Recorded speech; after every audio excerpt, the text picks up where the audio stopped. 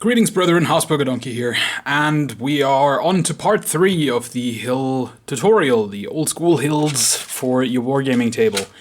So, this next step, it doesn't have to be specifically the stuff I'm using. You could also do this with PVA glue, but I'm using Mod Podge. This is sort of it's a pretty American thing. But you can definitely get this in Europe at this point as well. It's becoming more and more common.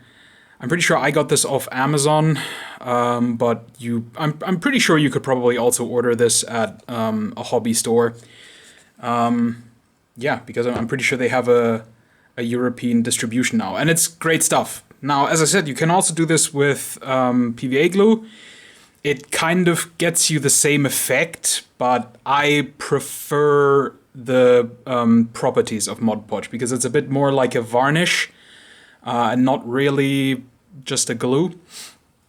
But anyway, the point of this whole exercise is to make the hills a bit more sturdy. So as you can see, this is one that I haven't touched yet, and it's incredibly soft. Right? You can leave fingerprints in it, and the problem with that is if we put on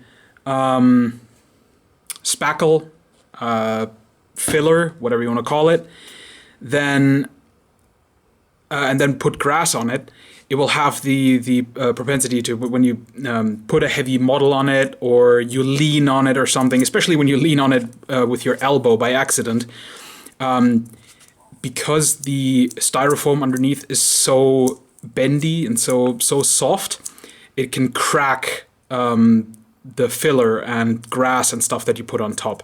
And then you have really, really hideous little craters that you can't really do anything about afterwards. So what the Mod Podge or PVA is trying to do is basically put down a layer between the styrofoam and the other stuff that both hardens it but also keeps it flexible, because we don't want it to be entirely just hard, because then we have the same problem that we have before, where there's a hard surface and then the really soft styrofoam underneath, and you get the cracking, right? So we don't want to do stuff like, where would this be a problem?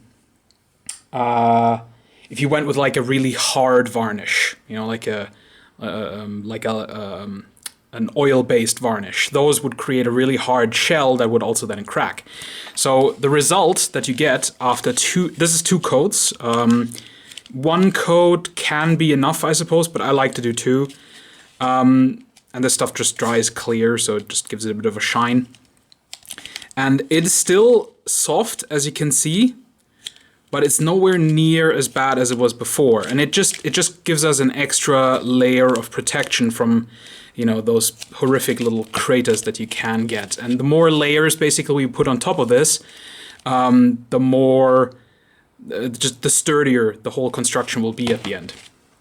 So the way you use Mod Podge is you just get yourself a brush. There we go. And then you just slather it on. You don't have to go super thick. You can do the first layer relatively thin, but you have to make sure that it covers the whole thing evenly. And the other reason I prefer Mod Podge to PVA glue is that it also kind of acts like a paint would act, and not like PVA glue.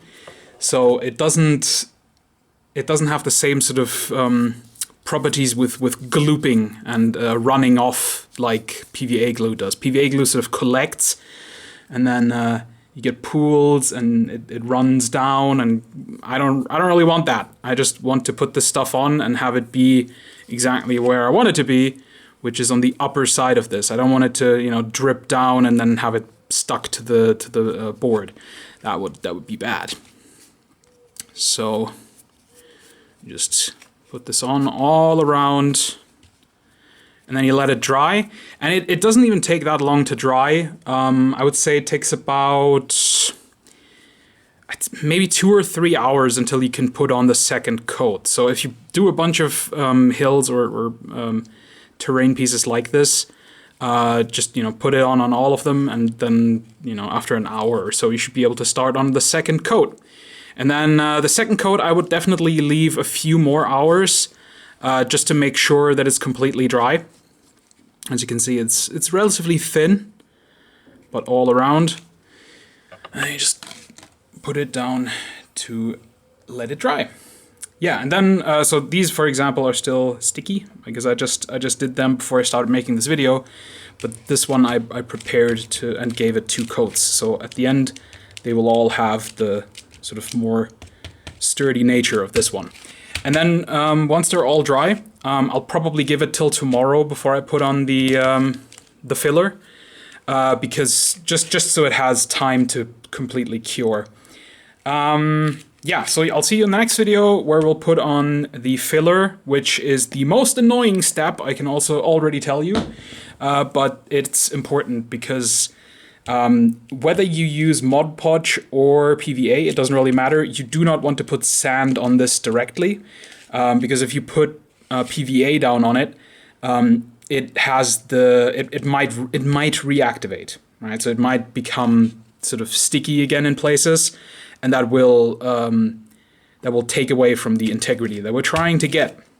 So we will have this stuff, then a layer of filler, and then on top of the filler we put the PVA glue and the sand to sand these.